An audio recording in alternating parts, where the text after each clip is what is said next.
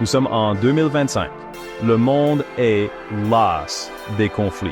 L'espoir, pour beaucoup, semble être un lointain souvenir. Mais en ces temps troublés, une figure inattendue s'est avancée. Un homme connu davantage pour sa rhétorique enflammée que pour sa diplomatie. Donald J. Trump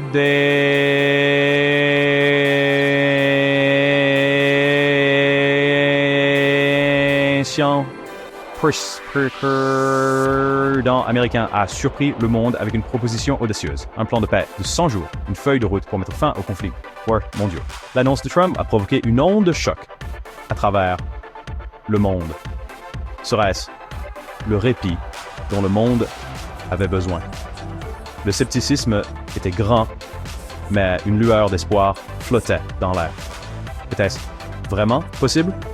Cette question persistait dans l'esprit de millions de personnes.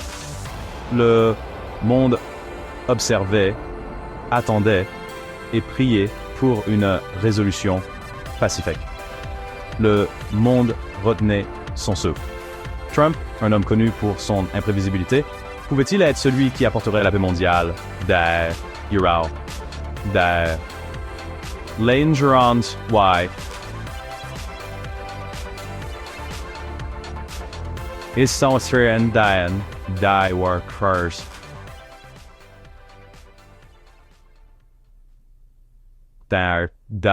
Le monde entier regardait. Le premier test de l'engagement de Trump envers la paix a été la guerre en cours en Ukraine. En février 2025, un projet de plan de paix a été divulgué à la presse, esquissant une voie potentielle pour mettre fin au conflit. Le plan, audacieux dans sa portée, appelait un cessez-le-feu avant le 15 avril 2025, avec des concessions territoriales ukrainiennes et une zone démilitarisée. Le plan divulgué a suscité un débat intense. Les critiques ont soutenu qu'il favorisait la Russie, tandis que le partisan le considérait comme un compromis nécessaire pour la paix. Le monde a observé Trump naviguer dans ces eaux troubles, chacun de ses mouvements étant scruté à la loupe.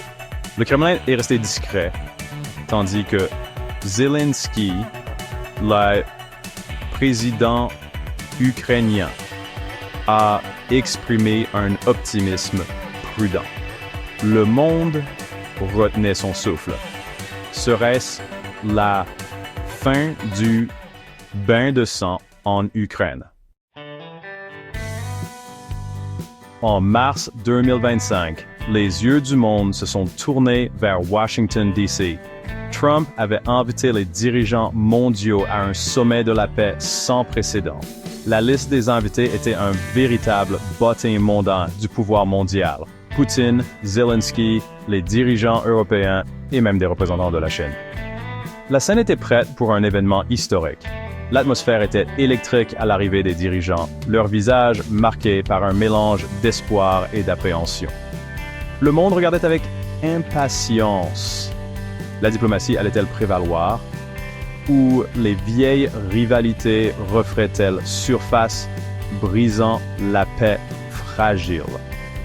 Le poids du monde reposait sur ces discussions. Le succès ou l'échec du sommet pourrait avoir des conséquences considérables. Le sommet n'a pas été sans moment de tension. Trump, n'étant jamais du genre à fuir la confrontation, s'est engagé dans une guerre des mots avec Poutine. Il a exigé la fin du bain de sang en Ukraine. Il a menacé de nouvelles sanctions. Le monde regardait, captivé par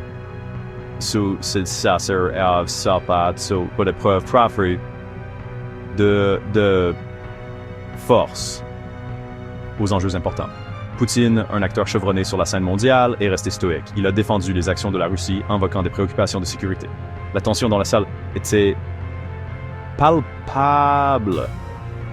Ces deux puissants dirigeants trouveraient-ils un terrain d'entente?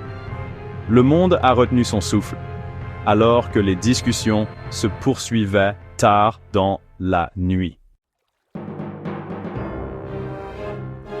Chapitre 5. Le monde retient son souffle. Au fur et à mesure que le sommet progressait, le monde a été témoin d'une vague d'activités diplomatiques. Les dirigeants faisaient la navette entre les réunions, les téléphones étaient coulés aux oreilles. L'urgence était palpable. Le sort du monde semblait en jeu.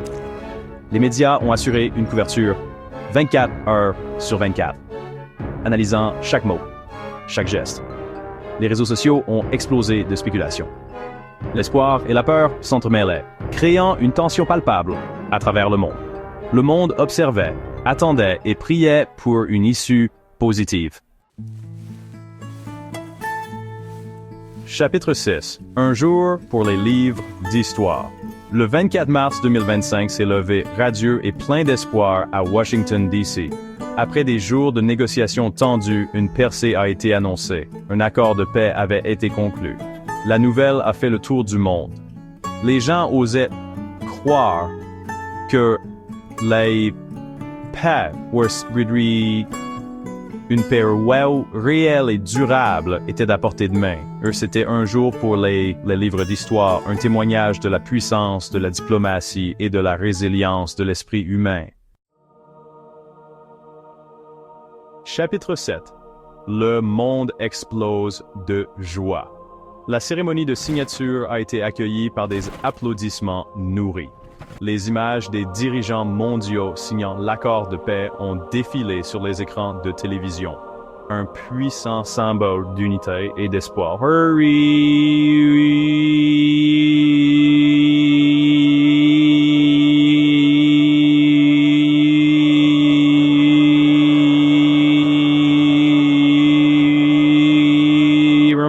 Juste pour déverser de nourriture possible. Le monde a exposé de joie. Les feux d'artifice ont illuminé le ciel nocturne alors que les gens dansaient. Horstauer Emerson.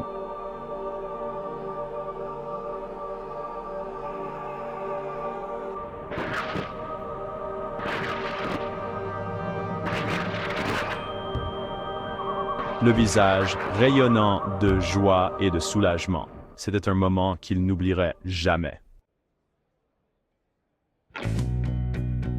Chapitre 8. Un prix pour la paix. Le monde a salué Trump comme un artisan de la paix. Son pari audacieux avait porté ses fruits. Il avait accompli ce que beaucoup pensaient impossible. Il avait apporté la paix à un monde au bord du précipice. Les nominations pour le prix Nobel de la paix ont afflué, reconnaissant le rôle central de Trump dans la négociation de l'accord de paix. Le monde s'est émerveillé de l'ironie. Était-ce le même homme qui était autrefois considéré comme une figure de division sur la scène mondiale? Chapitre 9. L'héritage de la paix. Le chemin à parcourir ne serait pas facile. Les cicatrices des conflits sont profondes et reconstruire la confiance prendrait du temps. Mais pour l'instant, le monde poussait un soupir de soulagement collectif. Les armes se